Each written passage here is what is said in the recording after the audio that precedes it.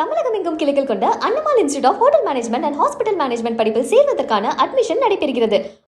திருப்பத்தூர் மாவட்டம் நெக்குந்தி பகுதியில் விவசாய நிலத்தில் மழைநீர் புகுந்து 4 ஏக்கர் பரப்பளவில் பயிரிடப்பட்டிருந்த நெல் மற்றும் வேர்க்கடலை பயிர்கள் நீரில் மூழ்கி சேதமடைந்தன. இதுகுறித்து அப்பகுதி விவசாயிகளிடம் நமது செய்தியாளர் சீனிவாசன் நடத்திய கலந்துரையாடலை தற்போது பார்க்கலாம். திருப்பத்தூர் மாவட்டம் வாணியம்பாடி சுற்றுவட்டார பகுதிகளில் கடந்த 2 தினங்களாக தொடர்ந்து இரவு முழுவதும் விடிய தொடர்ந்து கனமழை பெய்து வருகிறது. இதன் காரணமாக பார்த்தோம்னா வாணியம்பாடி அருகே இருக்கக்கூடிய நெக்குந்தி பகுதியில் மழைநீர் விவசாய நிலங்களில் புகுந்து நெற்பயிர் மற்றும் அங்கு பயிரிடப்பட்டிருந்த வேர்க்கடலை பயிர்கள் மழைநீரில் மூழ்கி சேதமடைந்திருக்கிறதாக இப்பகுதியுடைய விவசாயிகள் வேதனை தெரிவிச்சிருக்காங்க. இது குறித்து நம்மிடையே பகிர்ந்து கொள்வதற்காக இதே பகுதியை சேர்ந்த விவசாயி நம்மிடையே இணைந்திருக்கிறார். அவரிடம் கேட்கலாம். ஐயா வணக்கம்.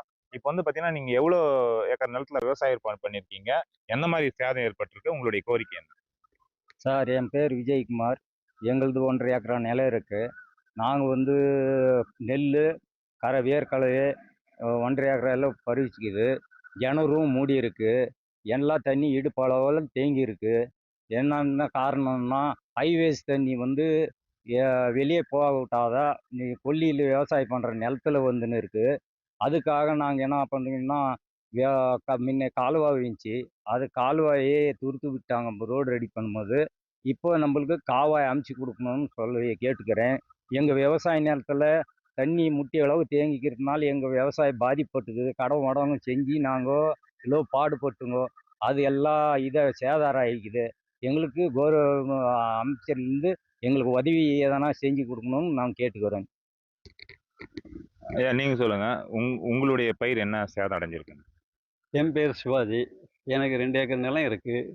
இங்கே எனக்கு 2 ஏக்கர் நிலத்துலேயே கடலையும் நெல்லும் பயிர் செஞ்சுருக்கோம்.